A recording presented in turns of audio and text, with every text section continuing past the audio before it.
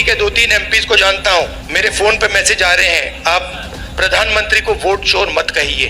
अब ये तीर जाके सीधी टारगेट पे लगेगी।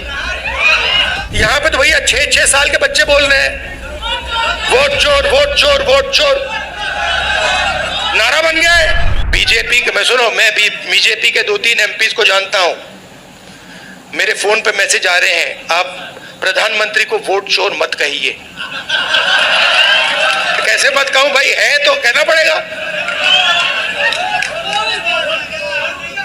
अब ये तीर जाके सीधी टारगेट पे लगेगी।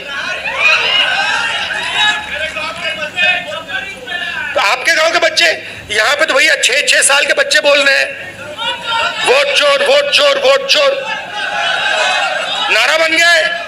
और जो बिहार में शुरू होता है वो पूरे देश में फैलता है, वो रुकता नहीं है। आपने चंपारण में अंग्रेजों से लड़ाई शुरू कर दी, पूरे देश से उनको मिटा के हटा दिया। 500 हिंदुस्तान की सबसे बड़ी कंपनियां हैं। मैं आपसे आज पूछना चाहता हूं, इन 500 में दलित, आदिवासी, पिछड़ा, अति पिछड़ा वर्ग के कितने मालिक हैं? मतलब हिंदुस्तान की पूरी इकोनॉमी में 90% तो है ही नहीं, 90% है ही नहीं। आप जाते हो प्राइवेट अस्पताल में, जाते हो, सरकार का काम आपके स्वास्थ्य और शिक्षा का देखभाल करने का होता है। ये बिजनेसमैन का काम नहीं होता है, ये सरकार का काम होता है कि अगर कोई गरीब व्यक्ति बीमार हो जाए, सरकार की जिम्मेदारी होती है कि हमारा नागरिक है, हमारे देश का नागरिक है, इसकी रक्षा, इसकी प्रोटेक्शन, इसके स्वास्थ्य की प्रोटेक्शन हमें करनी है ना।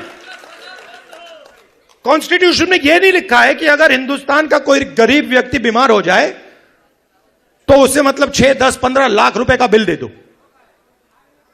लिखा है कहीं? नहीं लिखा है। प्राइवेट स्कूल अस्पताल बंद हो, एक समान शिक्षा नहीं, वो देखिए, मगर मैं उससे पहले एक सवाल पूछ रहा हूं। प्राइवेट अस्पतालों की लिस्ट निकालिए। ये बड़े बड़े अस्पताल हैं जहां आप लोग जाते हो, जहां आपके जेब से लाखों रुपए निकलता है, इनके मालिकों की लिस्ट निकालिए और मुझे वहां दिखा दीजिए दलित कौन है, आदिवासी कौन है, पिछड़ा कौन है, अति पिछड़ा कौन है, माइनॉरिटी का नाम, वहां नाम दिखा दो।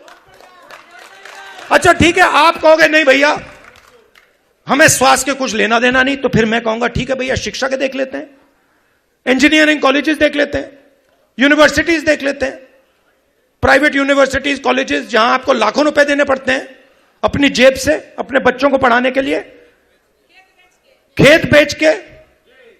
फिर मुझे बताओ उनके मालिकों की लिस्ट में बता दो कौन सा है, मतलब अति पिछड़ा कौन है वहां पे बैठा हुआ।